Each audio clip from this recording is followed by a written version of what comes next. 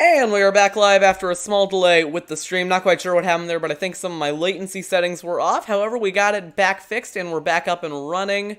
Should get itself sorted out in just a minute here. If not, then I have no idea. Just a little bit of technical difficulties, but that stuff is expected. Or maybe not, because this still is not loading. Well, oh, there we go.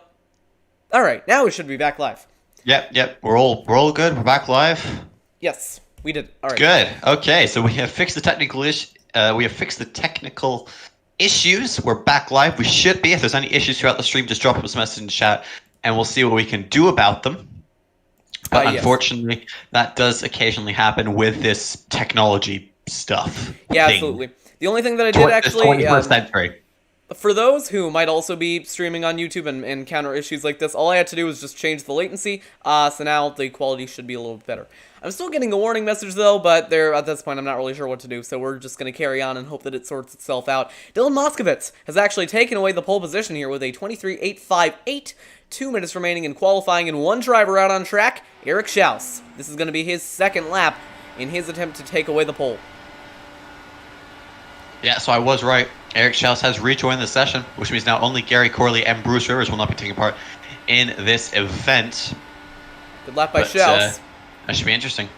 Dylan Moskowitz, well, the guy who's on pole currently, did just say in the chat, championship implications. I'm guessing he's talking about Nick de Groot's poor qualifying.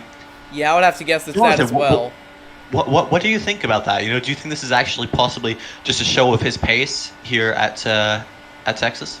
Well, I don't think it's that. I think what it really is he just got too low through turns 3 and 4 and clipped the apron a little bit. It's happened to me before. Really in pretty much any oval series where your goal is to go flat out around the bottom of the racetrack.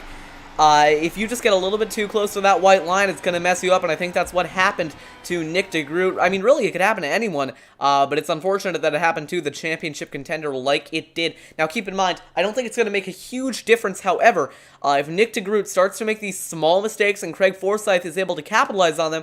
I mean, de Groot is not mathematically the champion yet. Forsyth, I can speak. Forsyth, it's okay, Jonathan. Yeah, he mathematically has a chance. I know you're turning 10 on Saturday, mate. But man, come on, we need to start finding our words here. Yes. Okay. Well, you know what? My journey to learn new words is very, very slowly improving. The new words. We got to learn the new words. I'm learning all of the new words. Well, I learned how to add. Did you know that 2 plus 2 is 22? This joke isn't funny. Max Davies, the only driver sitting on track at the moment at the end of the pit lane. Jim Brooks, Michael Spell, and Bruce Rivers, the only driver not to set a lap, but as you said, they are out of this race, so it'll be Max Davies. Gonna make a last-ditch effort to take away that pole position. Only 18 seconds remaining in qualifying, though, so I don't even know if he's gonna be able to make it. I think he's gone out a bit late. Yeah, I don't really know what he's doing there. Yeah, Max, I mean, he probably should get to the line. Well, he's going to get to the... No, he's not even getting to the line. Oh, no. Oh, dear. Yeah, so Max Davies is not going to be... Yep, there he goes. He is not going to be able to make a run at the pole. Yeah, I think Max Davies might have made a wee mistake there, but oh well. Pole sitter is Dylan Moskowitz. Yeah, and his first start as well. Once people start having a look at... once people start joining the grid, we'll be able to run you through the grid order properly here. But I think before we do that, we're going to take a quick pre-race commercial break, and we will be right back to bring you the action from the Texas Motor Speedway. We will be right back.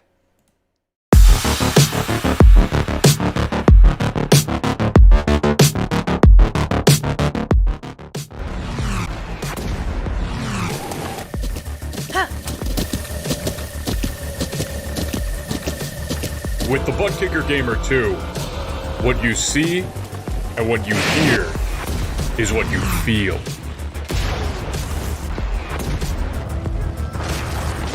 Butt Kicker.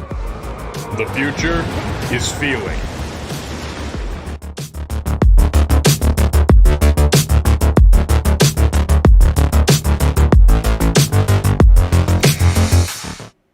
And And we're back live here at the Lone Star State.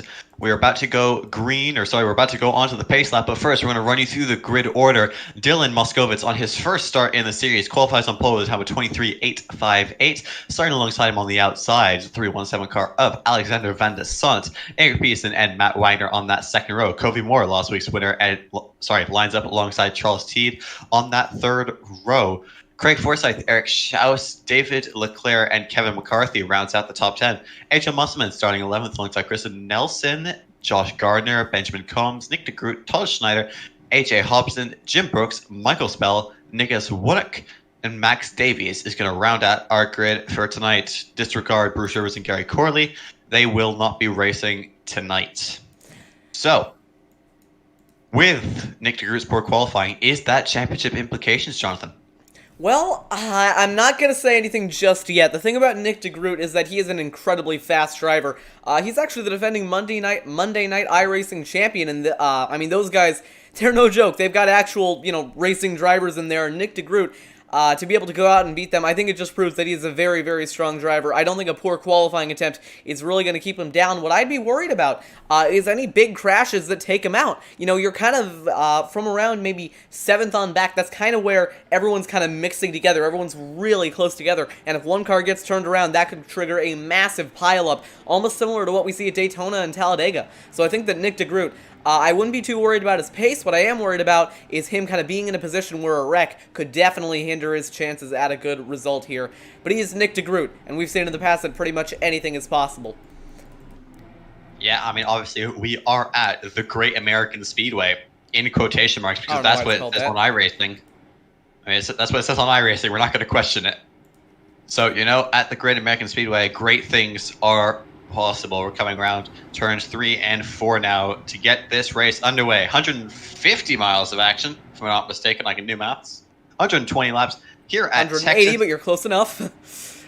Whatever. Here at Texas Motor Speedway, the pace car is going to get bored of the oval. Here we go. Turn down the pit lane, and Dylan Moskowitz is going to bring us to the green flag, and he's gone. We are green here at Texas. We are underway. Dylan Moskowitz leading him down through the quad oval, heading for turn 1. Alexander Van de Sant, Eric Peterson side by side for second behind. Then the factory back to number 15. Covey Moore on the inside of Van de Sant, side by side for a minute, but that inside line going to prevail. Heading down the back straightaway, it's Peterson, Moore, and Schaus 2, 3, and 4, with Moskowitz leading away at the front. 3-car gaggle behind. Eric Schaus leading Charles Teed and Van de Sant. Van de Sant falling back early on in the going on that outside line. Just getting freight trained a little bit. He's going to get back in line, though. Meanwhile, trouble already. Matt Wagner off the pace, about 9 seconds back of 20th place. Not good for Wagner. I believe he might have started from the pits. Meanwhile, we got a battle for the lead. Dylan Moskowitz under pressure from Eric Peterson and Covey Moore. Moore on the outside lane trying to take that second spot over Peterson. Schaus running behind in 4th. Yeah, it was the other way around. Covey Moore was defending his position on the outside line, but now he's going to hop straight on the offensive, try and catch up to the back of Moskowitz.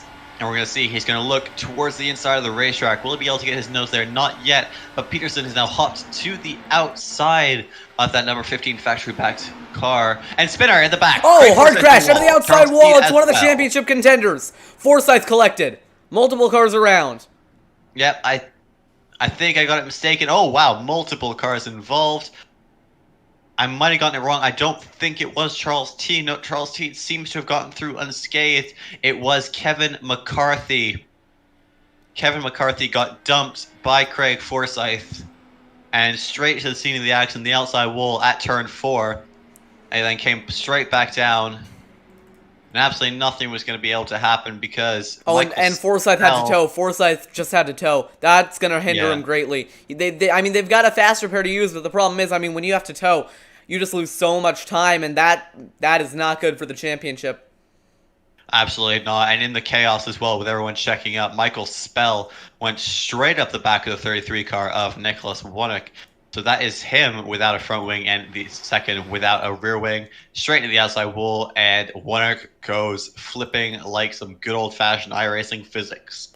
Yeah, it just kind of looks like McCarthy came down on Forsyth. Forsyth, maybe not expecting it, got him into the outside wall. They're going to slide down the racetrack. I mean, mainly, that's just huge for the championship because Craig Forsyth... Some happened to Todd Schneider as well. Schneider.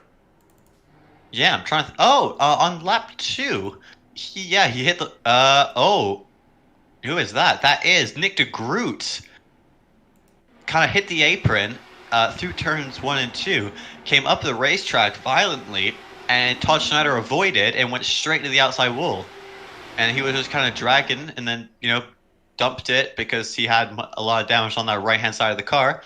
And Schneider is now in the pits. Yeah, definitely not a good situation for really anybody involved. You're going to see they're going to come back down the racetrack, and Nicholas Wannock, he is the driver who gets into the outside wall, flipped over. He's going to slide along that, I don't even know what that is. I'm guessing that's like the roof thing that protects the drivers from getting their heads cut off. And he's just going to end up... airbox? Whatever that is. He's just going to end up parked upside down. Nothing he can do, but mainly Craig Forsyth basically lost his front wing, rear wing he had to tow back into the pit lane, and that is huge for the championship. Some of the admins were talking about it before the race that this track is insanely tight. You don't really have a lot of room to move around, and I think we just saw the repercussions of that right there. We're going to cut away for just a moment to commercial, and we will be right back.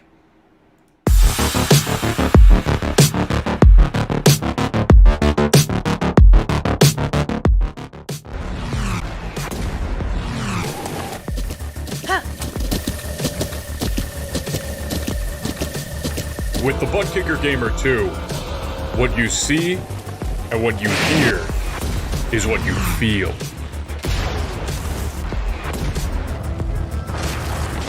Butt Kicker. The future is feeling.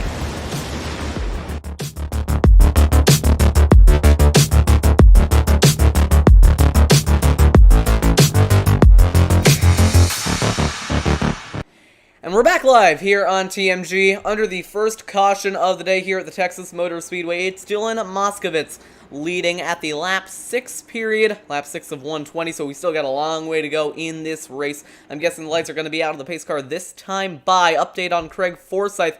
I believe he is still in the pit lane, so he's either still towing or that fast repair did not work. Because we've definitely seen that before. We'll let you guys know if we get any updates on that. Dylan Moskowitz still leading away. Lights are out of the pace car, so we will be going back green this time by. Yep, the question is now, will Moskowitz be able to hold on to this lead, or will Peterson or even more take it? We've seen these three at the front being pretty much the racist of the pack. Eric Schaus might try and get involved with it as well.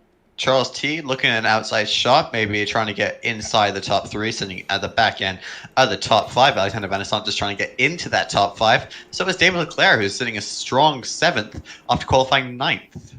Yeah, Charles T, your defending Season 1 champion. I remember he talked after that finale in Chicagoland. He said that he didn't have very high expectations for Season 2. Well, so far he's had some very good runs put together, and he's actually, I believe he's sitting towards the top in those point standings. I believe he's around 5th, so Charles Teed definitely not having a bad season by any means. He could be looking at a shot at the win here. Dylan Moskowitz going to be leading the field back to green over Eric Peterson, lining up in second. Pace truck, going to make that left turn into the pit lane. Moskowitz going to take off from the lead. We are back green in Texas. Green. Yep. Dylan Moskowitz has gone off absolutely mentally off this start. I refrain from staying like a stabbed rabbit because I know Jonathan doesn't like it. Eric Peterson, though, doing well to stick with him. Kobe Moore as well. Big gap, though, to Eric Schaus in 4th as my voice cracks. I do apologize for that. Battle behind Alexander Van der Sant on the outside of Charles Teed for that 5th spot. Almost 3 wide behind, though, between Kristen Nelson, AJ Musselman, and I believe that is AJ Hopson as we head down the back straight. That is indeed AJ Hopson. AJ Musselman is there as well. Meanwhile, battle for the top spot. Kobe Moore trying to run that middle line. Maybe trying to get that middle line kind of warmed up, trying to save his tires just a little bit. Eric Schaus looking at the back of this battle for the lead. Meanwhile, Peterson looking after Dylan Moskowitz. Kobe Moore nicing up the racetrack, trying to save those tires for later on in the run. A fuel run here, about 30 laps. That is according to the admins and what they told us before the race. Meanwhile, Kobe Moore on the outside of Peterson for second. Yeah, he most certainly is. Eric Schaus, though, catching right back up to this lead pack. But, yeah, pretty much. This first 5 cars pretty much alienated themselves. Oh, here we go for the lead. Peterson sending it down the inside on Moskowitz. He is going to take the lead. Coming to lap 11 of 120. Moskowitz relegated to second under pressure from Kobe Moore. Not Kobe Moore. Is that even a name, Kubi? No. Okay. If there is someone who has the name Kubi, do write to us. I'm interested to know. Meanwhile, that second pack has kind of caught up to this 3-car battle for the lead, so now it's turning into a 6-car battle for the lead, led by Eric Peterson in that 36, Moskowitz in second. A couple of drivers trying to look up the racetrack, trying to get that middle line or even high line to work. I think that that's going to be one of the key things of this race, is adapting to the changing racetrack. You know, because these DW12s are still on the V6 tire model, a lot of these drivers, as they run that inside line, it's going to get that inside line heated up. It's going to lose quite a bit of grip, and everyone's going to be moving to that outside line, trying to find a little bit more grip. And I think we're going to see that especially as the run goes on, given that we do get some longer runs here. And Moskowitz to the inside. Yeah, Moskowitz going down to the inside for the lead. Covey Moore trying to split him 3 wide up the middle, not going to make it work. Yeah, important though to remember is the fact that these are absolutely massive downforce cars. That's how these cars stick to the racetrack. They have pretty small tires, but they have absolute massive aerodynamic properties, and I will explain what those are later on today. And Covey Moore looking to try and take the lead away from Moskowitz, not able to do on this occasion, but he slipped to the inside now. I'm going to tuck back in behind all over the rear diffuser. Nearly bump drafting to the lead there. Down the back, that got very close. Yeah, but the important thing to remember, though, is that we saw this especially at places like Michigan, Kentucky, and them lot, is that if you're sat right behind another car, you lose all of your downforce, which means the front tires are going to start scrubbing up the racetrack because you just don't have that stable air to run over your wings, which just makes the car more unstable and much more understeery. So you can see here, Covey Moore is moving up the racetrack a bit to try and make sure he gets some of that clean air and is able to keep those tires alive. Yeah, I think one thing that Moore is probably doing wrong here, though, is that look how low he's exiting the corners. I mean, that's not going to be good for his tires. We've seen it quite a bit throughout these races, that when you hold your car that low on exit, it's just absolutely terrible for your right side tires specifically. But now Moore going to try that outside line, trying to take the lead from Moskowitz, but Moskowitz holding on strong on the inside. Moore not able to make that outside work. I can understand, though, what Moore is trying to do, because as you obviously come down the banking, you have a much more steeper banking, which means you are going to have the momentum on the exit of these turns, which means you can then, as he just did, pull alongside the guy in front of you and try and make a move. So you can see he's going to come to the top of the racetrack, and you can see on exit he's going to be much lower than what he was in the mid corner, because he's using that banking to get the momentum to try and hopefully slip to the inside of Moskowitz and be able to take that lead, because pretty much you can't really make a move around the outside here. Yeah, he's almost trying to use that banking as a ramp, kind of ramping down the racetrack, picking up as much momentum as he can, and then trying to take the lead like that. But I mean, so far it's not working out very well, and I imagine that his tires aren't exactly going to like that. We're 18 laps into the run now, and we're getting to the point where the tires might start to get a little bit loose. Side by side behind. Sorry, Alexander Van der Sant trying to take that third position away from Peterson, not able to do it on this occasion, though. You can see, though, the pack of AJ Hopson behind is catching this lead pack at a rate of knots if they carry on battling as it is. And Eric Peterson up the inside of Covey Moore. Covey Moore is just going to have to try and hang on around the outside. He's not going to be able to do it. Eric Peterson into second place, and Alexander Van der Sant has followed him through. So yeah, Covey Moore is falling right the way back. Yeah, Van der Sant taking advantage of that, sending it down the inside of Covey Moore. We're seeing a lot of kind of underdog drivers at the front of the field. Nick DeGroot still relegated back in 9th. This could be a very good opportunity for some of these drivers to kind of show what they've got on the outside line. Look at Covey Moore trying to take away 4th from Charles Teed on the outside. That is getting very, very close indeed between those two. Side by side for 2nd and for 4th, but in the lead. Dylan Moskowitz getting away cleanly, just able to use those tires to their full extent. Drifting up off the corner just like you should. Very good drive right now for Dylan Moskowitz. Yeah, having absolutely commanding lead. He knows where to place that rear wing of that car. And he's doing it to absolute perfection in that number 3 car. Car behind, though, that number 36 of Eric Peterson is trying absolutely everything in the book to get past the 3, but he's just not going to be able to do it at this point in the race. Lap 22 of 120 here at Texas. Alexander Van der Sant trying to make a move on the outside of Eric Peterson. Yeah, big run here. Big run for Van der Sant. This could be big. Yeah, he has to run. This is what I'm talking about, where all these drivers are kind of running that inside line, they're heating it up, and now that outside line, it's so cool, it provides so much more grip that we're really starting to see it come into play here. Now, granted, if these DW12s were on the V7 tire model, that wouldn't be a thing. However, since they are on the V6 tire model, they're really able to use those cooler areas to pick up more grip, and that outside line, we're going to see it come in quite a bit here. Lap 24 of 120 at the stripe, and with their crashing! Big crash behind Eric Schaus involved, as well as Benjamin Combs, AJ Hopson, Charles T. Oh, big crash. Nick DeGroot involved as well. Oh, DeGroot. In it. Oh, and yeah, that's what Nick I was... DeGroot. Yeah, Nick DeGroot. Yep, spinners, and he went up straight into the catch fence, and he's... Oh, he's going to roll it back into the pit lane, though. He's going to roll it back in. Oh, he was stuck in the catch fence, but whoever hit him out of the catch fence absolutely saved Nick DeGroot's race there. I mean, I know it's pretty much buggered at this point, but... Well, not entirely, because he's going to be able to roll it into the pit lane, get his fast repair, and get out of there. I actually think that this is not that is going a penalty, though. Yeah, there we go. That will be a penalty, because that's considered by iRacing as an unsafe pit entry, but absolutely. Oh, but he's almost lost it on the exit. Oh, dear. Absolutely massive amounts of cars, though, involved in that incident. I'm trying to I don't know what is he doing. Hold on. I think... see how it's wobbling like that? It's not supposed to do that. Oh dear. Well, something has gone wrong with DeGroot's car. From what I can tell what happened. Oh no. So the number 72 of Eric Schaus hit the left rear of 27 of Charles Teed, and then just dumped him, hit him, and then he got hit by AJ Hopson. Thomas, I'm sorry, but I really have to cut you off here because that left rear tire on Nick DeGroot's car, it is hanging off the ground and it's locked up. It's not moving at all. I don't know if you can see it there, but that left rear is picked up off the ground. It's wobbling. Something about the fact... Yeah, you can see it right there. That left rear is not... It's not rotating. Now this is championship implications, folks. Yeah, I mean, I guess that would be a flat tire? I guess. Yeah, I think DeGroot is a left rear flat. Though. iRacing doesn't simulate flat tires, They do. iRacing does simulate flat tires, and that's what that is. Left rear's gone down on DeGroot's car. He's going to have to bring it back into the pits for tires. Because surely by now he's noticed it. But first, we'll take a look at a replay of what happened as DeGroot tries to get his situation figured out. He's already gone a lap down. This is disastrous for the driver of the number 89. We'll take a look at a replay of what happened. Yeah. So if we have a look at Eric Schaus's car, you'll see him just tap the back of Charles Teed. He gets, and then they both spin.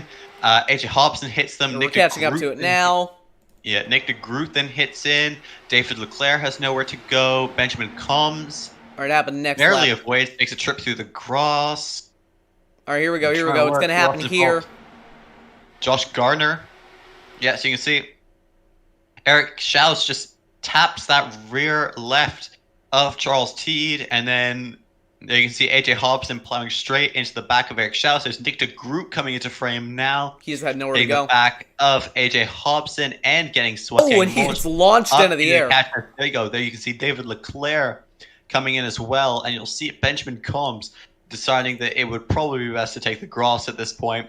Josh Gardner also involved. You can see there in the background. You can see there you go. Benjamin Combs flying to your screen, and whoever that was who hit Nick DeGroot saved him. Jim Brooks it was. And you can see Kristen Nelson, I believe that is. Yeah, Kristen Nelson got hit by Josh Gardner in the chaos, because obviously checks up, and nothing they could do about that. Josh Gardner then goes straight for the scene of the accident, gets involved as well, goes straight into the outside wall. Yeah, we'll see it right here. Nick DeGroot gets launched into the air off the front wing of Eric Schaus. It's going to send him into the catch fence. That is the second week in a row we've seen a car into that outside catch fence, but this time a lot more violently. DeGroot gets stuck in the catch fence and then gets nailed by Eric Schaus. That was a huge crash. Everyone else is just piling in there. I think the best way to look at this is if we switch to the blimp cam, and you'll see what I mean here. It is just car after car sliding into the carnage. Max Davies involved as well, hit Kristen Nelson as she was spinning, and then he tagged AJ Musselman, who managed to save it with no damage. Oh, and Forsyth got involved as well. This is not a good race to be a championship contender. Nicholas Wunnock just he checked up, hit the 16 of Jim Brooks. Hit the 76 of Jim Brooks.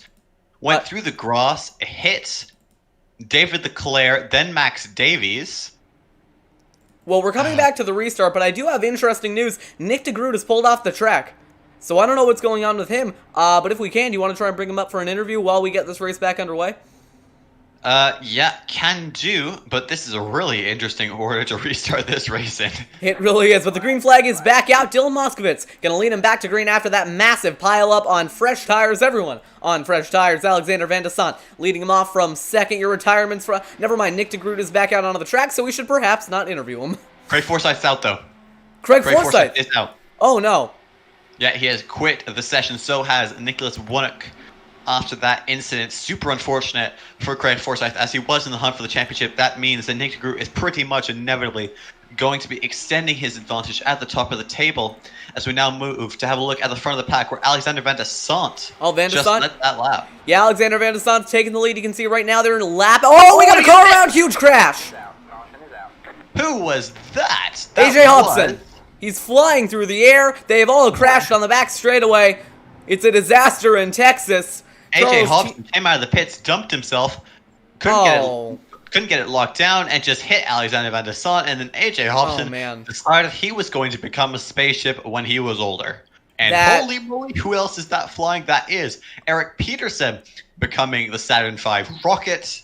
That's just bad right there. That I don't even know how else to say it. That's just bad. That is.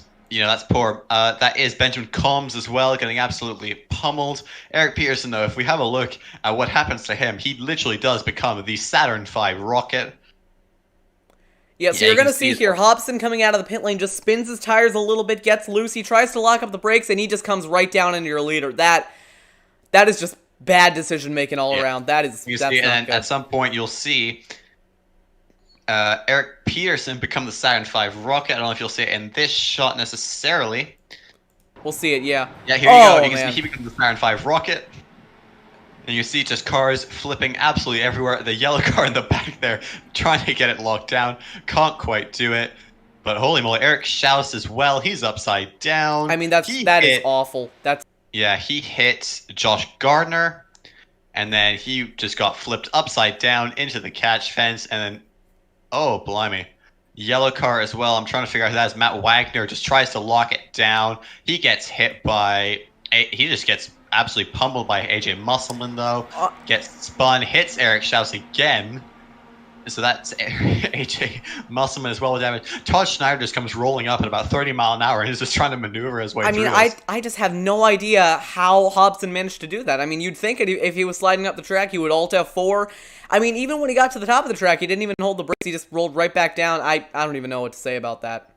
Took out a lot of good cars when he probably didn't need to. So, caution is out again. Just a bad situation all around. Yeah. I'm not entirely sure anyone's going to be too pleased with AJ Hopson after this race. I think we might see some stern words in the chat room afterwards. But man, this has been an absolutely chaotic race. And I'm sure there's going to be more drama unfolding. But this series, once again, would not be able to take place without the support of thebuttkicker.com. They make these really cool sort of subwoofer things. Which it's like force feedback for your chair, but it comes out of like a speaker system. It's really cool. It's really cool. I have two of them personally. They're absolutely amazing. They make you feel like you're actually driving the car, as realistic as I've ever felt it personally. So you can go get yourself some at thebuttkicker.com using the code DarkHorse20, if I'm not mistaken, which is valid up until June of next year. But why wait? You can get them now, and at the same time, you'll be directly helping support this series and us being able to broadcast it for you guys live here on TMG Racing Network. And back to the race. Yeah, back to the race. AJ Hopson has been... I don't know if he's been parked for the race or if he just pulled himself off, but either way, he is out of the race after that absolute disaster. I mean, the good news is a lot of the drivers that were running up front still had a faster pair to use. You can see a lot of drivers just don't have that much damage, but I mean, that took out a lot of good cars, so definitely not an ideal situation. I mean, I know these guys have a lot of respect for each other, and AJ, I'm sure that, they have an equal amount of respect for him. Just when that stuff happens, it's just never a good look. Yeah, definitely is. But guys, I have to say, guys like Jim Brooks, qualified 18th, now 6th. He must be sat there. He has his hands up behind his head going, well, I don't need to do anything. This race is going to come to me at this point. I mean, that's the good thing. I mean, you got to consider that with all that... Yeah, I mean, with all that happening, these drivers, it's really mixed up the entertainment aspect of it, because your two championship contenders are having terrible days. Nick DeGroot is 3 laps down after getting involved in a wreck, and Jim Brooks is up in a 6th with a driver in their first start, leading the race. We're on lap 33:01:20. It's been a little bit of a mess so far, but I think now these drivers are going to be a lot more careful now that we've seen kind of how terribly wrong things can go with just one small mistake. And for some reason, my stream is still deciding not to work. I literally have no idea why. Give me a minute here. Okay, perhaps I can adjust the quality of it. Thomas, you talk about the race while I figure out how to fix things. And Thomas is no longer here. Things are getting even better. Oh, I'm here. Am I here? I think I'm... Oh, wow. Okay, yeah, I just had a look at the stream. Can you hear me? I can hear you just fine, yeah. Oh man, I don't know what's going on today. I think today is just... Oh. Yeah, YouTube servers or something are not interacting very well. We don't know if anyone can hear us right now, but I'm still in my commentator voice just in case you can. So I'm gonna... As Dylan Moskowitz said very well, championship implications, and the pace car's gotten sick of the oval. It decided to pull off into the pits because why not? It was sick of its Sunday drive, and we are back green here at Texas. Good start from Moskowitz, pulling away from Kevin McCarthy. No one really looking to be side by side up until pretty much right at the back of the pack, when you have Charles Teat pulling absolutely miles ahead of Todd Schneider, who's going very slowly at this point. And yes. I mean, there's absolutely nothing you can do at this point because Dylan Moskowitz is pulling right ahead of Kevin McCarthy. Kevin McCarthy's going to have to use that draft and trying to catch back up to Dylan Moskowitz. And if Jonathan, if you're speaking, I can't hear you. I'm not speaking right now. I'm trying to figure out what's going on with the stream. I'm going to have it muted. As if he's not talking because I can't hear anything. Oh, dear. No. Okay, here we go. I'm just going to keep talking. Jonathan, mute me if you can speak. Okay, so Dylan Moskowitz is having 3 cars side by side in his mirror right now. Kevin McCarthy, though, looking towards the outside. We're heading through the quad oval. You see, he's having a look to go around the outside. Will he be able to make it work? No, he's going to fall back. He's going to have to tuck in behind Moskowitz, heading down the back straight at this point. He's doing super well in himself. But you can see now as well, Kristen Nelson is nicely in 3rd place, catching right up to the back of Kevin McCarthy, as well as David Leclerc. And I just realized my headset was unplugged. Okay, Jonathan, I should be able to hear you. I sure hope you can. The stream is looking better, so I'm just going to continue to have it up and hope that that solves things. It's been a messy day overall, and none of it is really in our control. The race has been messy, the stream has been messy, but up front, Kristen Nelson is going for the lead on Dylan Moskowitz. David Leclerc sat in 3rd, 5-car breakaway at the front of the field. A lot of these drivers... and Kristen Nelson's going to the inside. Yeah, here she goes. Down to the inside on Dylan Moskowitz, headed for turn 1. New leader at the line, it'll be Kristen Nelson, leading on lap 38 of 120. And David Leclerc is following him right through there. You see, how we look around the outside of Nelson. He does have some momentum. Gonna have to keep it. He's squirmed a little bit. Nothing you can do then. But now, the number... Oh, I have my... 13. Number 13 of Kristen Nelson leading the way. Myers, he was crashed. This is what I mean. It's not been a good day for us, but it's not been a good day for technology. On the plus side, we're getting to watch a very entertaining race, if nothing else. We got a very close battle for the lead right now, and my stream is failing again. Why does everything hate me? Side by side for second, Leclerc trying to make that outside line work. Meanwhile, for the lead, Dylan Moskowitz going through the grass, sneaking up the inside of Kristen Nelson to the race lead. Goes Dylan Moskowitz again. Very close call there for the driver of the number 3. Yep, Kristen Nelson is falling back to 3rd, though, and now David Leclerc is going to try and have a look at Moskowitz in that number 3 car coming towards the line. David Leclerc is going to have the momentum on the outside. What's he going to be able to do? Heading through turns 1 and 2. Nothing much. However, he is probably going to fall back behind Kristen Nelson, who's going to have the run on exit. Super well done by Nelson, holding the inside line, pulling ahead, and Alexander Van der Saan is just kind of looking at this battle and saying, don't mind if I do. Oh my. Just flies right up the inside of Nelson. Super good move from Alexander Van der Saan to go from 4th to 2nd, just like that. So just an update on everything technical-wise. We're enjoying a very good race here. However, I am not sure what's going on with the stream. I didn't change my settings. I didn't change anything from the Michigan broadcast. But today things have decided that they just don't want to work very well. New leader. New leader. Van der Saan to the lead. But in terms of technical issues, I'm not really sure what I can do. It'll be fine for a little bit, and then it's going to mess up. If it gets really bad, we do have some alternative solutions, but we're going to do our best to make it work. Alexander Van de Sant to the front of the field over Dylan Moskowitz in second place. Nelson falling back to third, now under fire from David Leclerc. Yep, there you go. And you can see the number 3 car looking to go back up to the lead ahead of Alexander Van de Sant. Makes the move stick through turn 4. Super well done by the number 3 car. Van de Sant, though, looking back to the outside on Moskowitz for the race lead. Diving down on exit, trying to get the run back to the outside with David Leclerc. A little bit of an arrow push coming from the number 50 and headed for turn 3. Lap 45 of 120 at the stripe. It's Moskowitz in control. Yep, and I have a feeling, though, that Dylan Moskowitz is having an absolute time of his life because he's just put in chat, Brad Keselowski won this race. Well, that's fun. So, apparently Brad Keselowski has slid himself into the race, and Alexander Van de Sant trying to have another look around the outside. You don't get the reference, do you? You don't get the reference. I don't think Thomas gets the reference, guys. All right, no explaining. We're not gonna explain it to him. Side by side for the lead. Moskowitz in the lead. Van de Sant to the outside, cutting down to the bottom.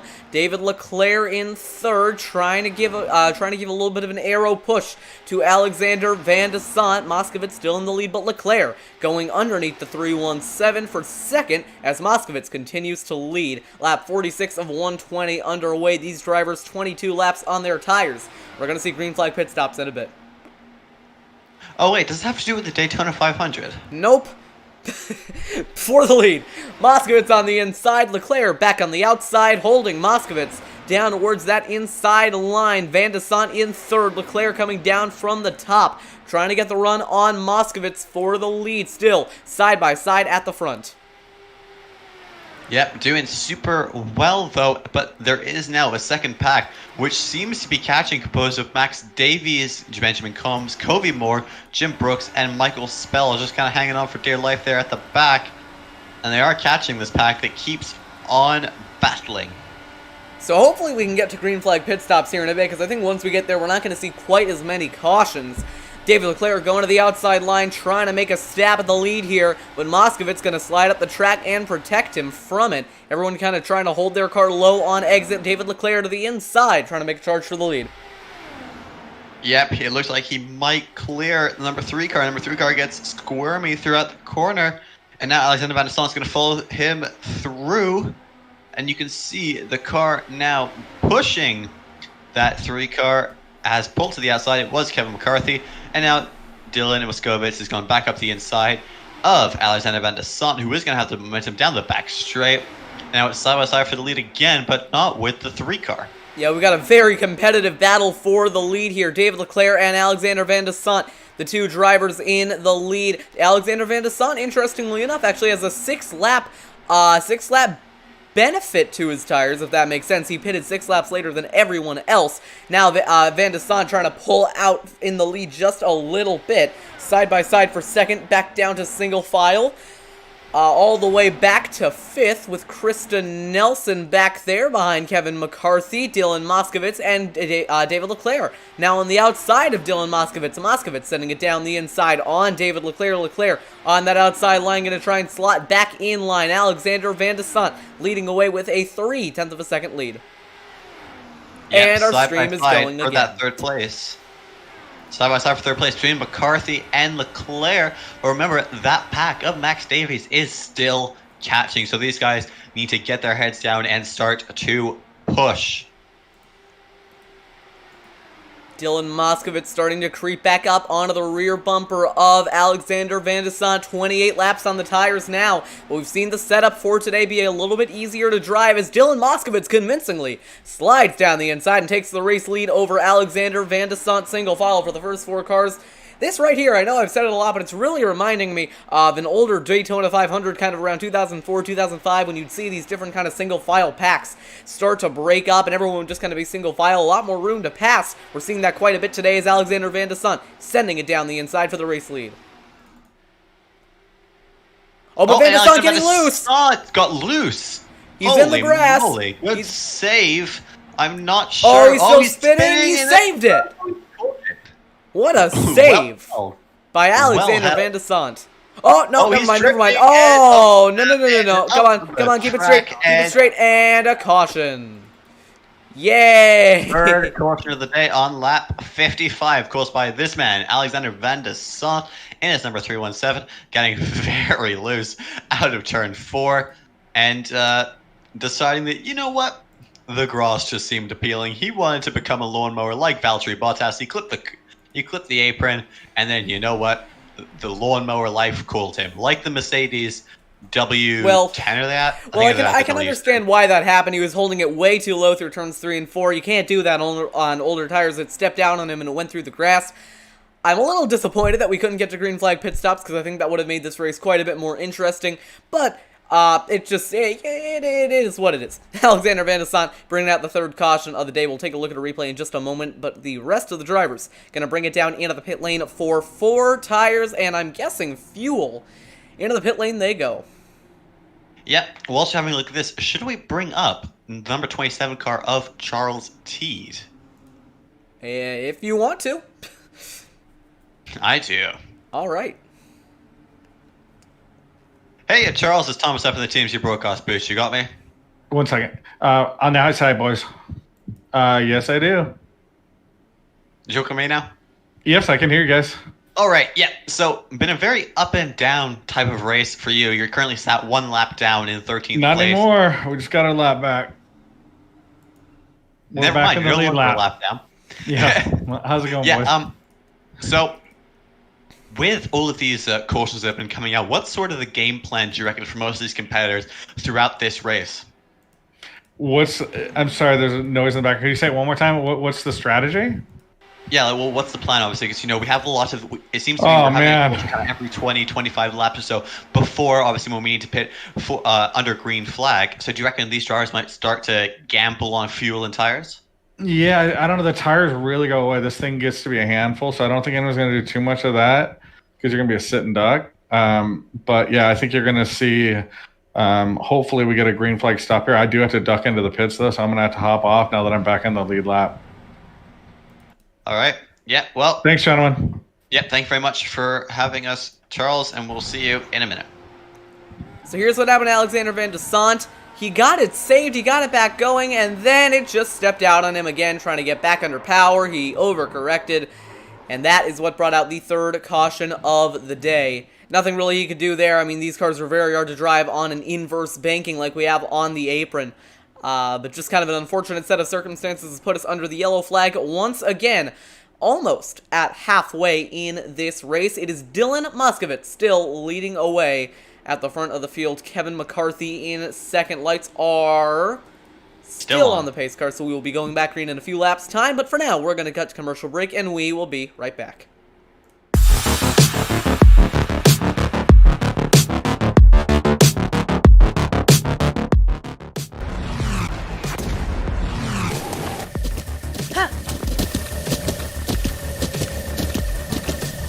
With the Butt Kicker Gamer 2, what you see and what you hear is what you feel.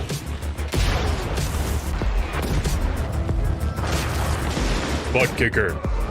The future is feeling.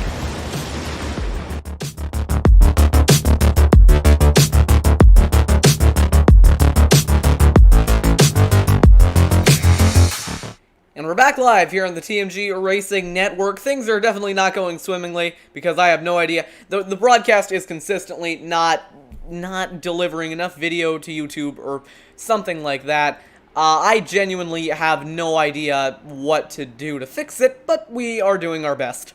Lights are on at the pace car, so we're going to be going back green this time by. I am consistently looking around to try and figure out how I can maintain the stream health, but I am out of ideas completely. Actually, you know what? I'm going to try something. I don't know if it's going to work. It might break everything, but we'll see.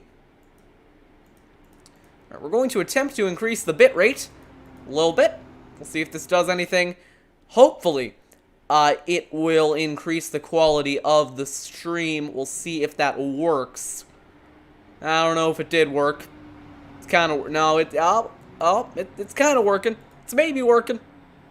Well, possibly working. Well, all I did was increase the bitrate, so we'll see if that does something, but it doesn't look like it has done something. Maybe I need to decrease the bitrate. Maybe that's what I need to do. We'll test it out. Coming back to the green, this time by Dylan Moskowitz in the race lead. Kevin McCarthy in second. Green flag is back out. Moskowitz is down and away.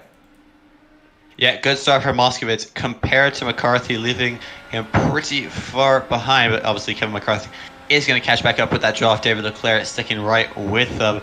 Kobe Moore doing well, as is Kristen Nelson, falling back a little bit compared to this top four, but you know what, not bad nonetheless. Max Davies all over the back of Nelson, though. Jim Brooks trying to catch up to Davies. Benjamin Combs falling a little bit back, and Michael Spell is absolute yonder's back, and smoke at the front. I think it might have just been someone flashing. That is someone blinking. Who is that blinking? That is Kobe Moore.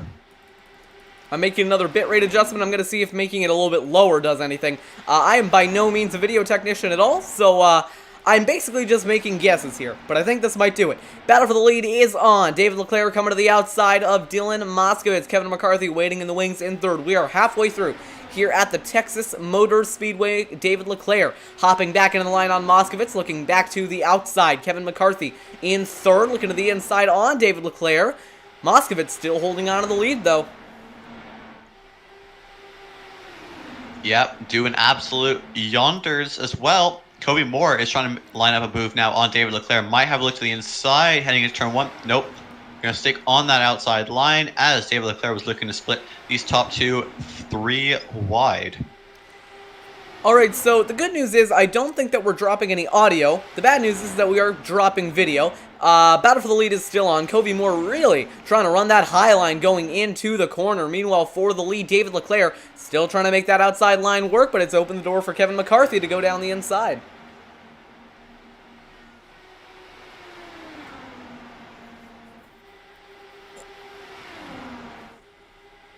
Down the back straightaway, Kevin McCarthy trying to run down your race leader, Dylan Moskowitz, but Moskowitz not letting him get too close. Now here goes McCarthy to the inside, though. He's found an opportunity, and he has taken it. New leader, Kevin McCarthy. Yep, first time for McCarthy leading a lap all day. Or, well, at this point, about a third, getting to a half now, a half lap. Here in this race, but Dylan has gone back to the inside, and he will lead once again, lap 65 of 120 in this race. Only 13 cars currently on the lead lap. Eric Peterson, the first car to be 2 laps down. In fact, alongside Nick DeGroot, Todd Schneider is 4 laps down, and your retirees from this race, and there are plenty, are Josh Gardner, Nicholas Winnick, AJ Hopson, Eric Schaus, and Craig Forsyth, alongside Bruce Rivers and Gary Corley, who did not take to the grid for tonight's festivities. Corey Moore falling a little bit back on this lead pack, but he's catching right back up with that draft, and Benjamin Combs is falling right back from this lead pack. Yeah, it's definitely not been a great day to be a championship contender. Every bitrate adjustment I've made has actually just made things worse, so I'm going to go back to the original, because that's the only thing I can think. So we're going to do that. Might just be YouTube. I'm thinking that's what it is, because again, I didn't change any settings. Still, for the lead, David Leclerc has slotted his way into second. It seems like what happens is these drivers will kind of mingle around for second. Then, after a while, a second place driver will make their charge of the lead. They'll move to the inside and take it, but in the end, Moskowitz just always seemed to be able to take that lead back. Yeah, I think Moskowitz just kind of knows how to place his car in this race, and when he does place his car correctly, he is miles faster than everyone else at this track. And you can see David Leclerc leading his first laps in this race tonight. Yeah, I think one thing that's making Moskowitz so fast is that he's able to run the lines properly and really save his tires. I think that being fast doesn't necessarily equate to burning up your tires more, and I think that that's what Moskowitz is proven right here. Yep, Kobe Moore, though, sitting nicely in that third spot. He's just biding his time. He's chilling. He's just twiddling a thumb because he has to have the other hand on the wheel, obviously, because I'm not sure how you're going to drive a race car with no hands. That's a good point, actually. You could map it to your pedals, but battle for the lead. David Leclerc, once again, trying to make it to the outside of Moskowitz, but, I mean, nothing is really working.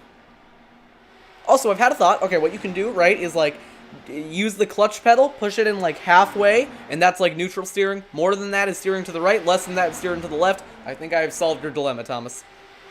Now, when I broke my leg, I mapped the brake pedal to a button on my steering wheel.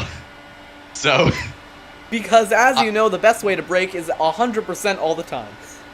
Exactly. You go from zero. That's the thing. You just kind of have to tap it basically. That does not sound fun. David Leclerc. So basically, that is our life tip for today. Here on TMG, we supply you with great tips. We absolutely do, and one of those is 100%. Yes. I think I have to say that is sarcasm. No, actually, you should always slam on your brakes fully, even if it's an oval race. Like, if you're at a short track, I expect you to be locking up your brakes into every turn. Battle for the lead continuing. Every driver kind of second on back to fourth, kind of running that middle line, while Dylan Moskowitz still trying to run that bottom. Kind of trying to take advantage of the advantage you have on the V6 tire model, which is being able to kind of run different lines than just the inside. Yeah, you most certainly can, but David Leclerc is trying to get that momentum, but he's not going to do it. Kobe Moore actually hit the brakes. He didn't go for the move for second. I wonder why that is, actually. Maybe because he doesn't want to be fighting with David Leclerc. He wants to just save his tires. That's probably it, yeah. Yeah, if he is, very good strategy from this number 15 machine. We can see side by side again for the lead between that number 50 and the number 3 car, and you can see Kevin McCarthy trying to make a move on exit around the outside of Kobe Moore. Not going to be able to do it on this occasion. He thought better of it. Yeah, pretty much single file for most of the way around the racetrack. Coming to lap 76 of 120, it is Moskowitz in the lead over David Leclerc. Kobe Moore sitting in the wings in third. Yep. I think Kobe Moore really is biding his time. You can see by the way he's driving the car. He's super relaxed. You can see he's probably, having some good early 2010s music just playing in his ears. I think this is getting a little bit too detailed. Entertainment factor, what can I say? That's a good point. Kobe Moore, just like you said, vibing in third. That's going to be his slogan. Kobe Moore, vibing in third. David Leclerc trying to go to the outside of Dylan Moskowitz for the lead. 10 laps more on these tires, and they will have to bring it into the pit lane. Well, I am hoping for some green flag stops, because I think that could make things very interesting indeed. David Leclerc slotted in second, trying to maybe look to the outside on Moskowitz, but Moskowitz holding that inside strong. Yeah, he is. Moskowitz knows how to place his car. Kobe Moore, he's looking to make his move on the outside of Leclerc. He looks as if he's going to be able to do it. Oh, he lost ground there, though. Kobe Moore, yeah, like you said, just sweeps around the outside on David Leclerc. He is up in a second. Yep, Kobe Moore saved his tires, and now he knows what he's doing. It's at the end of the run now. Oh, contact for third. I think Kevin McCarthy got sent up the track there. It's going to send people around him. Kobe Moore trying to look to the outside. Battle for the lead. He's going for on exit. He just got pushed up a little bit there.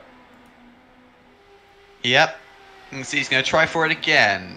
Into turn 1. Nothing you can really do on the outside of fine into turn 1. You kind of have to do it in turn 3 and 4. Excuse the hiccup halfway through that sentence. Yeah, he's really trying to make that outside line work. Yeah, he really is trying, and you can see Kobe Moore is looking to make the switch back. He's having to check up, though. I think they made a little bit of contact there. I saw the 3 get a little bit loose coming off turn number 4. Kobe Moore still trying to make that outside line work. They have flown away from third place Benjamin Combs. We are approaching green flag pit stops, and please, let it be true. Please say that we can actually get some green flag stops, and Kobe Moore trying to make that outside line work on Moskowitz, but Moskowitz pushing up the track just a little bit. He is defending perfectly that race lead. Yeah, he most certainly is. He knows just how much he has to let the car slide up on exit to cancel out Kobe Moore's run, but he has to be careful that Kobe Moore doesn't become wise to his strategies and cut underneath him to try and take back that race lead. I don't know why I said take it back. Don't think he ever had it. So I'm still trying to figure out what's up with the stream because it's getting even worse now. I'm just going to keep talking because I don't think my audio is bad. They're side by side for the lead. Kobe Moore, like we've been saying, just trying to make that outside line work. They have been on these tires for 26 laps now. Yep, driver's doing super well now as we are coming towards green flag pit stops in this race. It will be the first time they get to do I think I saw a car around. We're all good. Never mind. We're all good. Thought I saw a car around, but nope. Yep. So you can see Kobe Moore still trying to make that move around the outside as we're approaching green flag pit stops in this race. And we're going to have to try and see, oh, car on the inside wall. Oh, no. Please no caution. Please no caution. Please no caution. Please no caution. Please no caution. We're going to keep it green. Battle for the lead raging on. Yes. He's out of the way. Battle for the lead is raging on. 28 laps on the tires now. Kobe Moore trying to make that outside line work. Moskowitz just staying on that inside. He has planted that car in all the right places. But back to the outside is Kobe Moore really trying to make this run work. It hasn't worked for him yet. We'll see if it does this time by. It does not.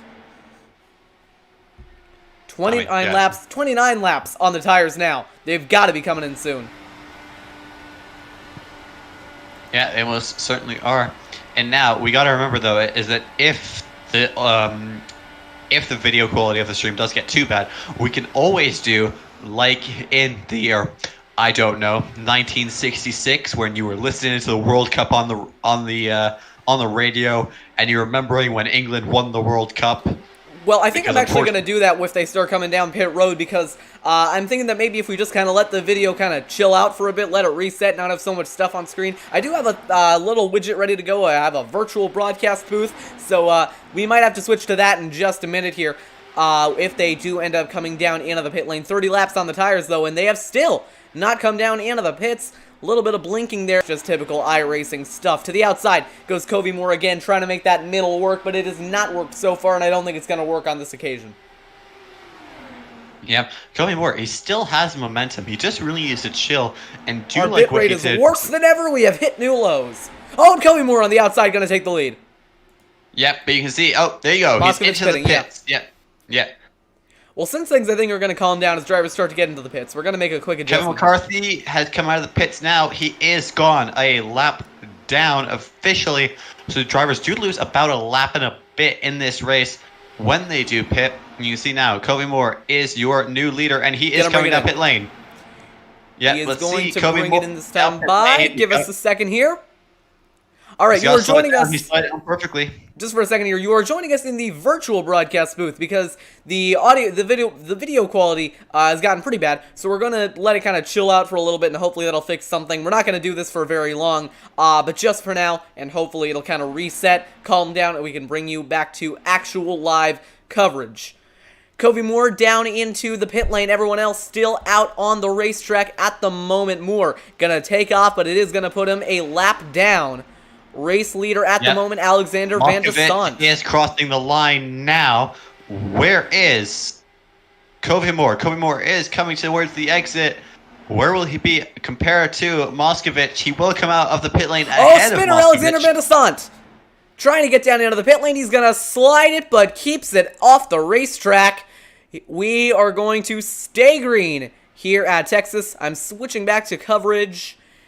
Now, hopefully things have improved just a little bit. That was Alexander Van de Sant. Got loose coming into the pit lane and looped it around, but he kept it off the racetrack. We stay green. What doesn't stay green is my bit rate. That switching to the virtual booth did not help at all. So that's fun. It did. Well, Dylan Moskowitz. Sorry, is it Moskowitz or Moskowitz? I don't know how to say it. I think it's We'll ask him after the race. Jim Brooks has actually inherited the lead now. Yeah, he is caught up to Kobe Moore, and now they are battling, and he's to the inside. Kobe Moore on the outside for the race lead in that factory back. What will be the race lead? By the way, that might actually not be entirely true because it's Benjamin Combs. Benjamin Combs actually is the race leader. Okay, Benjamin Combs is going to be your race leader because he has only gone 2 laps on his tires, but he is ahead of everyone else who has pitted.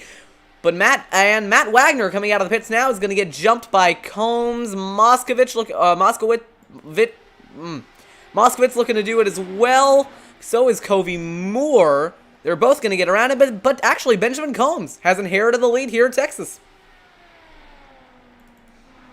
So we got a new leader. Benjamin Combs being an absolute sneaky one in this race. No, we haven't really talked about him all race, and all of a sudden he's just kind of slowly made his way up. And on strategy is now in the lead of this race. Davies and Spell onto the pit lane as well, so it's going to be Ben Combs who is going to inherit the lead. We actually saw this last season at Michigan, where Benjamin Combs I can speak. That race actually did have green flag pit stops. Benjamin Combs, he played the strategy right, and he escaped as your race leader and eventual race winner. He's going to attempt to do that again today. So we'll see if the second pack can catch back up. I think our stream has completely died again. Thank you so much, YouTube, for doing whatever you're doing. Yep, it has. It's completely... We're going to cut away for just a moment. I'm going to attempt to make one other change, and if that doesn't... My phone. Back in a minute. And we're back live on TMG, potentially. We have been experiencing a lot of issues throughout this race, but we've decided to attempt to scale the quality back a little bit. I don't know if this is going to work. But it might. Truth be told, we haven't experienced an issue like this before. This is the first time that we've ran into it, so we're not really sure what's going on, but we've scaled down the video quality a little bit. We'll see if it does anything. Looks like it's actually just made things worse, so that's cool. The bitrate has not gotten itself sorted out, but we got a battle for the lead. Dylan Moskowitz currently in the race lead over Benjamin Combs and Covey Moore. Looking to the outside of Combs. Combs looking to the inside of Moskowitz. Moskowitz still holding on to the lead, though. Moore in second, Wagner in fourth, Benjamin Combs in second. We got a three-way fight for the lead going to turn 3. Our bit rate has not improved, it's gotten significantly worse. But while you enjoy a battle for the lead, or at least attempt to, I'm going to continue to figure out what has gone wrong. I'm going to scale up the bit rate a little bit to see if that does anything. We've gone up by 1,000 now, so we'll see if that works. Still buffering. Okay,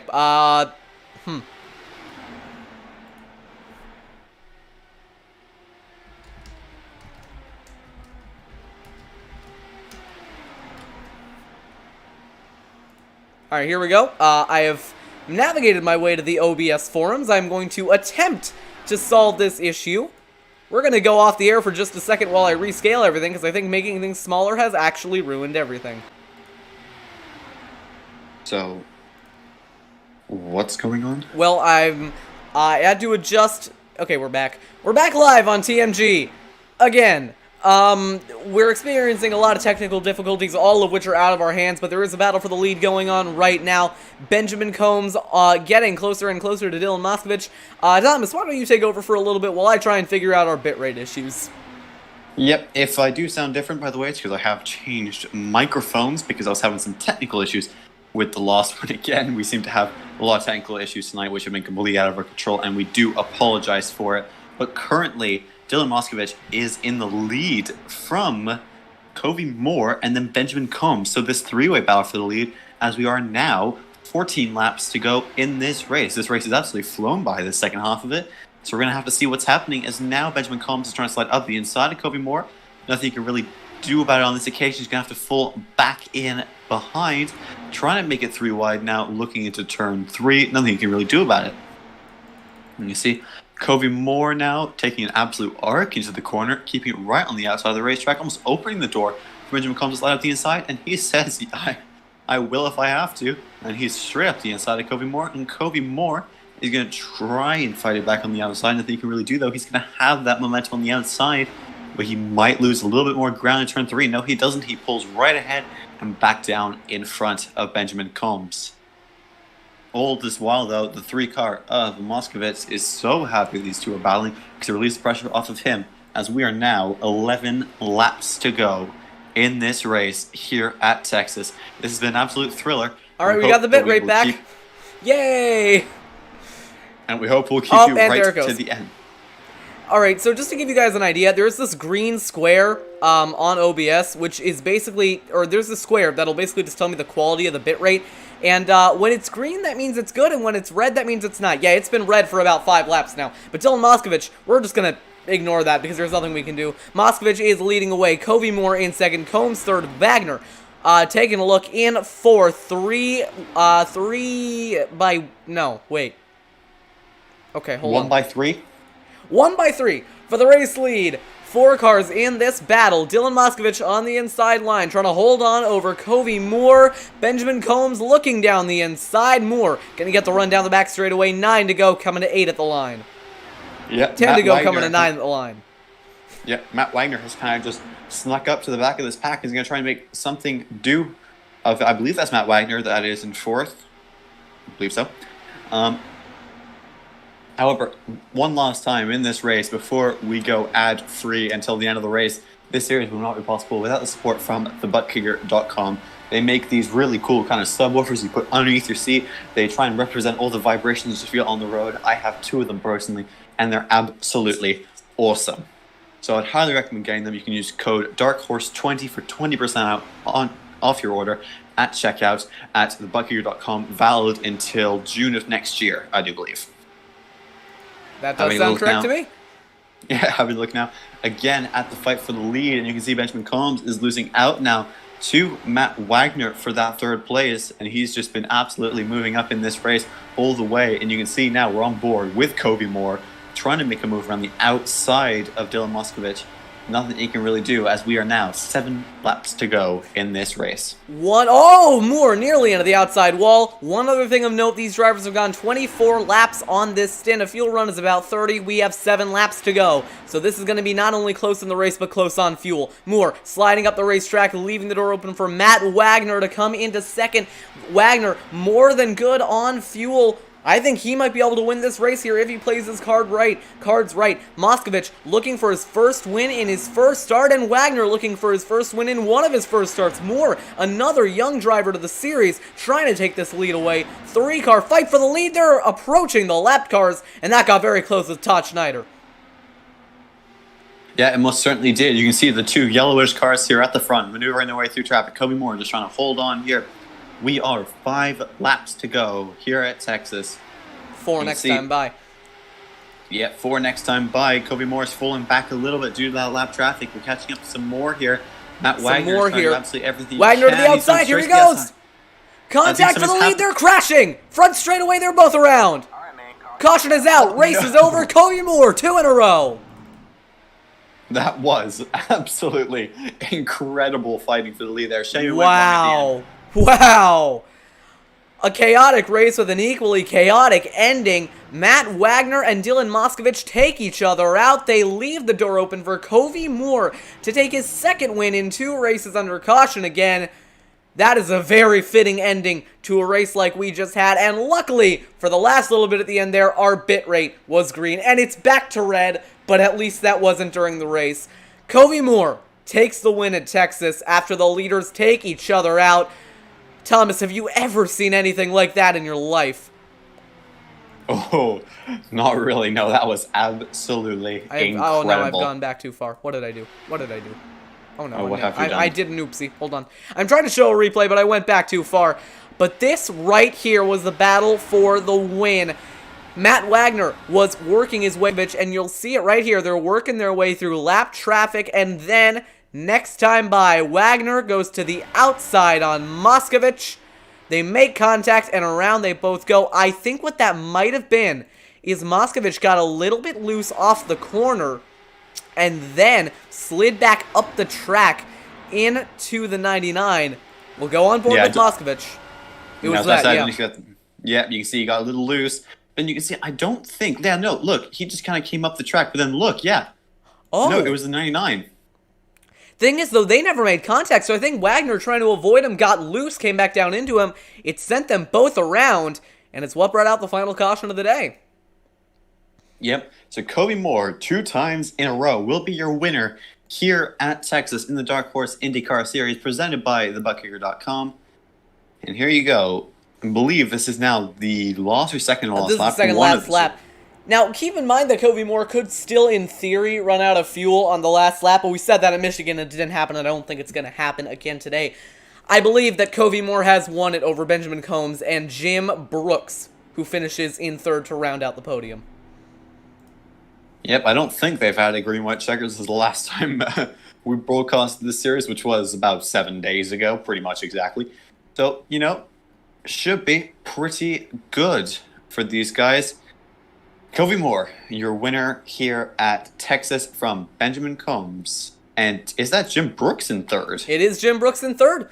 He was in a great position at the end of the race. He has ended up in 3rd. They are taking the white flag now, but of course it's not going to make a difference under caution. Kobe Moore just has to make it one more lap around the racetrack, and I think he will have this in the bag. Yep, I'm not entirely sure what can go wrong here unless the iRacing gods decide that it shall not be and decide that he will lose the 15 gallons he has left in his fuel tank. That's always a And chance. give That's it always zero. a chance. It's Or happened to me. he could pull a Mark Martin pull off on the last turn, thinking this is after the last lap of the race. I doubt that'll happen, but that would be interesting. Yep. Or he could do a Sebastian Vettel and Spinelli it under pace car. That would be a George Russell, actually. Well, I mean, yeah, you're not wrong. Well, no, because it can't be that, because George Russell hasn't won a race. Kobe Moore has. That is a good point. Well, Wait, we'll who see announced- here if who- he can who- make it around to the finish. Kobe Moore, very slowly, taking this pack through turns 3 and 4, right behind that pace truck. And I believe for the second race in a row, Kobe Moore has won it under caution. Quite a few races this season have actually ended under the yellow flag. But I believe that in the end, it'll be Kobe Moore coming around to pick up the checkers, coming to the line. It is official. Kobe Moore has won at Texas. Yep, well done to him. You can see him. He's passing the pace car now. He's going to celebrate. He deserves it. He drove a hell of a race. He kept out of trouble when he had to. He saved his tires. He was almost leading after the pit sequence. Then, Benjamin Combs just absolutely nailed all his pit stop strategy. Well done to him, coming in second. And Jim Brooks, comeback driver of the century, starting right at the back and finishing in that third place. Super well done to him. So it is Kobe Moore taking the victory in Texas. Like you said, second week in a row for the championship. A very disastrous race for our championship contenders. Craig Forsyth finished in 20th, and Nick DeGroot only finished in, I can't even see him on the results. Hold on. I'll find him. Nick DeGroot finished in 13th. Actually, he's right there alongside his teammate, Kobe Moore. It's not a factory-backed 1-2 like it could have been in Michigan. It's a factory-backed 113. But Kobe Moore ends up winning in Texas. A very exciting race, by the way. I know it got a little bit messy at the beginning there, but I think in the end, it definitely paid off with a very, very good finish. We do apologize for all the technical issues, but we really couldn't do anything about it. I know I've already said it, but I didn't change any settings from our last broadcast, so definitely wasn't like an experiment gone wrong. We're going to try and get them sorted before next week, which will be Twin Ring Motegi, the first time these drivers will be heading out of the United States this season. Thomas, what do you make of that race? That was action-packed. We saw some. Sorry, I was trying to switch to the virtual broadcast booth, but I accidentally switched to the intermission screen because they're all like in the same space on my OBS thing. But anyways, I'm gonna try that again. Thomas, what did you make of that race? Super good race, action all throughout it. We saw a couple airborne crashes with Eric Peterson converting his Laura DW12 into the Saturn V rocket. Guess he'll be hitting the moon sometime within the next 2 weeks. But he'll have to send us some news from there. But apart from that, it was super good race. Congratulations to Kobe Moore. And we'll be bringing up our top 3 in this race in just one moment. Yes, we will. And we'll be starting with Kobe Moore. We can't guarantee that the audio is going to be great because, again, YouTube hates me today. But we're going to do our best. And for some reason, I can't move him. Why can I not move him? Hold on, maybe I can move. Just give me a minute here. I think I get this. Because I have more power than you. I did it. Alright, here we go. Guy up front, so. Kobe, it's Jonathan. Kobe. Oh, go ahead, Thomas. Hey, Kobe, it's Thomas of the TMG broadcast booth. You got me? Yeah, absolutely. Twice in a row, you've done it. You've won 100% of your races in the Dark Horse Indycar Series. Do you think you would have won it had the two leaders not taking each other out there on lap 117 of this race? I was running around just trying to keep the tires cool and save them just a little bit on the high side. So, I mean, I'd like to think that I had something for those guys.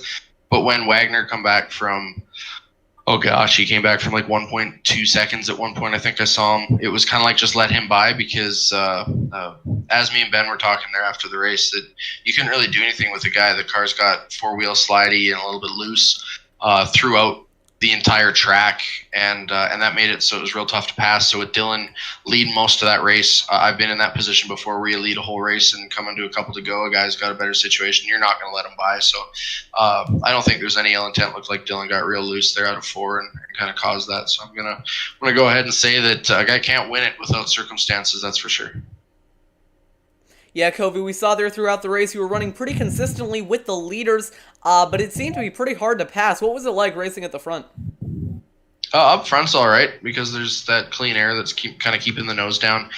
You'll always catch me on that high side throughout a run in just about any of these IndyCar setups because, I mean, you wear tires pretty much just everywhere you go. And if you can have something for the guys at the end of any of these runs and just know that your car is going to be kind of consistently bad instead of inconsistently bad, which is what I think you end up with when you're letting your tires go to waste. So it was fun to be up front. We had to take the quick repair kind of early with a little bit of contact into the outside wall in 4, and I hate having to take them things, but it's a blessing that they're there. So I'm glad to be up front.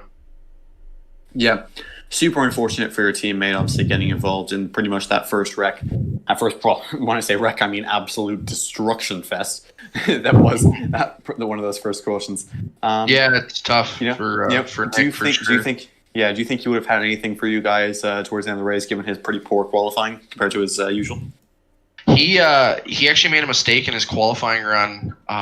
Just caught just enough of that apron that got him loose out of 4, which we noticed that. Yeah, so absolutely, he'd have had something for us. You need to be up front. You need to be out of the yellows, as you guys just mentioned. They're massive wrecks, and never going to count out the teammate. It's tough to hear him over the team chat, having a hard time and just trying to make up laps. But I mean, a guy's just got to put his foot through the floor and hope he can get there too. Yeah, well, unless Jonathan has anything else to add, Cody, that'll be it from me. And we will definitely see you out here next week at Motegi. Yeah, absolutely. Thanks for putting this on. Appreciate the administrative effort, and make sure to follow Factory Backed, Nicholas DeGroot, Covey Moore on socials. I think we do. Thanks, guys. Yeah, no worries. So next up will be second place driver Benjamin Combs in the number 77 machine. If Jonathan, you want to bring them up. I can do that, yes. If I can find him. I found him. Ben, this is Jonathan up in the TMG broadcast booth. You got us? Yes, sir. Well, Ben, it was a very interesting race there for you, and for a while there, it was looking like you might have a shot at the win. You came out of the pit lane in front of the race-winning contenders, but in the end, it just wasn't enough. Do you think there was anything you could have done there on that last run to try and keep the lead? Here at Texas, the draft, or anywhere with these Indy cars, the draft is everything. So there's not much you can do to put up a fight. I've tried to, but Dylan and Covey just had incredible speed. So I just tried to tag onto the back of them and see what happens. Yeah, we saw there were a lot of wrecks during this race. Were you kind of counting your lucky stars? You weren't involved too badly in them, so you were able to be in that position to be able to take the lead on that pit strategy? Yeah, man. It's definitely a tough one. I made it through a couple wrecks, and then I got caught up in one. But, I mean, that's the name of the game when you're doing IndyCar pack racing. There's so much turbulent air. People are going to get into each other. It's how it is. But, yeah, I was able to make it through a couple of those wrecks, and that one at the end really I'm not really sure how I made it through, but I did. Ben, it hasn't been the most consistent season for you all the time, but you've definitely put together some very strong results as of late. What are your hopes for the last few races of the season? Thank you for that.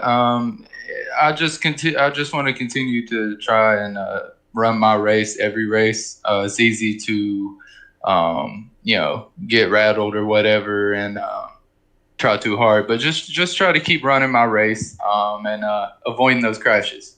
Well, thank you for joining us, and oh, sorry, did you have something else to add? I was just about to say thank you for joining us. Oh, nice. Oh, yeah.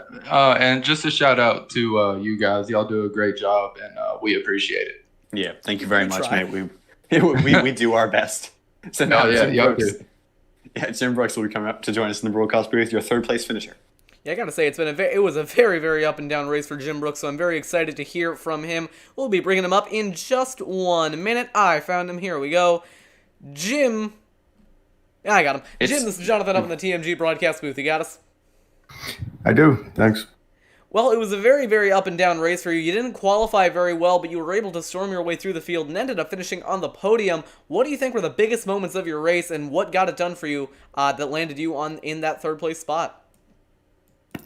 Well, I didn't qualify at all. That was the plan. I wanted to start in the back and run around and wait for the time, because this kind of track produces pack racing, which produces accidents, and that sort of happened. And I would have had a clean race, but under that first caution, I checked up for it and got ran into the back of, so that kind of hurt. But yeah, after that, it was pretty smooth, and just try to take what was given to me. And I was hoping there in that last caution that I'd be able to that last pit stop, I'd get a good pit stop and get out with the leaders. But somehow I didn't do a good one, and I was a little far back. And without the wreck there, that took out the 2 of the top 5, I would have been 5th. Yeah, do you think that throughout this race you had the pace to be up in that top 3, or do you reckon that was pretty much luck and you were pretty much top 5 pace throughout the race? Oh, no, I was fine. I could run with them. And, I was just, again, I wasn't pushing anything, because it's just not worth it. Because, you can draft in these cars and you pass and they'll pass you right back. So I just wanted to stay in touch. And again, that last pit stop just didn't do what I needed, or I would have been up there with them. But maybe I'd have been wrecked too. So all in all, yeah, I was happy with that. Normally Thomas asks the first question, and I kind of stole it from him, so I'm going to let you ask the last one as well. Sorry about that. Oh, no, don't worry. I have no other questions. So, Jonathan, unless you have any, Jim, that'll be it from us, and we will definitely see you next week out here at the first race outside the United States at Montague. Okay, thanks to Charles and Dark Horse for the good league, and you guys for covering us. Yeah, cheers, and thank you for joining us. You bet. See you. So that right there was our top 3 interviews. First of all, I just want to say we do apologize for the broadcast quality today. So much of it was just completely out of our control with the way that the bitrate worked. I tried to fix it, but it looks like either it's a computer problem, which I'll have to try and solve, or it was just YouTube doing YouTube things. So we do apologize for that, but hopefully you enjoyed the bit of the racing that you did get to watch. Thomas, what were you going to say? I was just going to say, what were your final thoughts on that race? I was going to say it was a very entertaining race that definitely had a couple of messy, questionable moments. I know that there were a couple of times throughout the race when I was a little bit worried that we were just going to get caution after caution after caution, but these drivers, they're insanely talented. They got it pulled together, and we ended up with a very, very exciting sprint to the finish there with quite a bit of strategy involved as well. Overall, I think this is a very, very good way to set up for those final 3 races, which will be in order: Twin Ring Motegi, Donington, and Indianapolis for the final race of the season. Thomas, it's been a great time commentating with you, but I think that's going to do it for today. Yeah, it most certainly will. Once again, actually, for the final time today, this series would not happen. Yeah, would not be possible without the support from the buttkicker.com. They make these really cool stereos which you put underneath your seat and try and replicate all the rumbles and all little nicks and crannies that you would feel in a real race car. I have 2 of them myself. They're absolutely amazing. If you use code DARKHORSE20, you will get 20% off your purchase at checkout at thebuttkicker.com, and that code is valid up until June of next year, so June 2021, I do believe. That is correct, and one last thing that I do have to say to all of our American viewers, happy almost Thanksgiving, and to all of our non-American viewers, happy November 25th. Hope you have a great November 25th and 26th. Yeah. You know what? November 25th and 26th, I know personally in Canada our Thanksgiving was before, but I'll say it for myself. Happy Thanksgiving to all the Americans. And also, Jonathan, if I don't see you before Saturday, happy birthday, mate. Yeah, and you know what? Happy birthday to you too. On that very positive note, we're going to see you later. Next time out, we'll be going to the Twin Ring Motegi. Goodbye, everybody. Have a good one.